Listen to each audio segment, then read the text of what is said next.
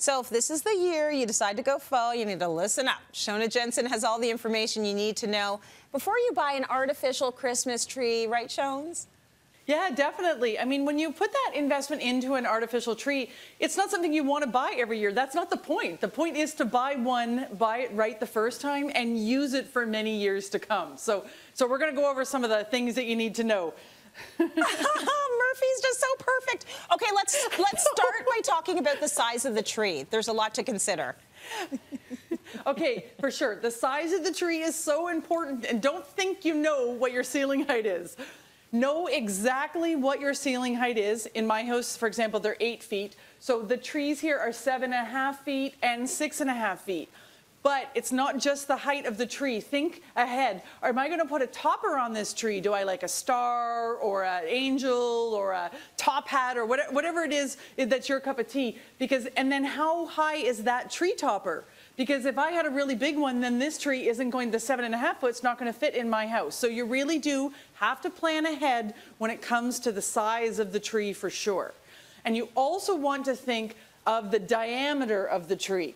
This is a mistake I personally made myself, and I bought the perfect tree, and when I got it out of the box, it was massive on the bottom. I didn't think ahead, and there's no way it fit into my house. So look at what the circumference of the bottom of the tree is. It's always listed in the different listings of the trees. And I got all of these trees today from Canadian Tire, of course, and they're really good at listing out those details like that. So you can see these are the big, full, kind of average size trees, really nice. But if you don't have that much space, you can look at something like a pencil tree. They're really, really skinny, as you can see, so that's really good for little tiny spaces or for tiny homes. You know, I'm thinking condo people. And then look in the outdoor department too. Technically, this is an outdoor tree, but that's got a pretty base, but you could pop it into a basket, and it's short and it's got a small circumference. So really, you have to fully understand the space that you're taking up. And if you really have a unique situation or tight on space, look at this super cool tree that they came out with. It's called a half tree, and it is literally a tree cut in half. So the idea is that you're going to put this flush against the wall, so you don't need the circumference size of an entire big tree. You can have that nice big full-size tree look and use only half the space. I think that's so clever. That is so cool. I mean, let's get real. Half the time we're not decorating on the other side of the tree anyways, like especially if you have a small space. Totally. So that makes a lot of sense.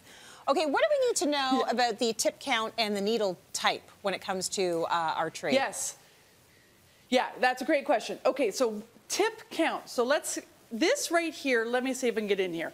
All of this is a branch, that one piece. These are the tips. So you want to know how many tips there are on the entire tree. This way, you'll know what you're getting, like that kind of more natural look where you can see through some of it, or a nice, big, thick, chunky look. The more tips, the fuller, generally saying the fuller the tree is going to look. And then you also want to choose your needle. So do you want it to look like a pine needle, like a short green needle? Or this one looks like a Douglas fir, where it's got a bit of a blue tinge and the needle is a little bit shorter. That is very cool. I did not know that. I didn't know what a tip count was, so that's helpful.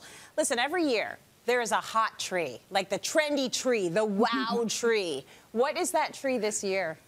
I've got some wow for you, that's for sure. It is this sparkly, beautiful rainbow tree. I mean, if there was ever wow factor, this tree is holding it. And this is kind of that big, trendy tree that has got all sorts of wow. I know a lot of people are going to be really into this, and I love it that the needles on this are like tinsel, so it really sparkles whether it's the daytime and the lights are off, or at nighttime it's like a disco ball. It's so fabulous. I love it.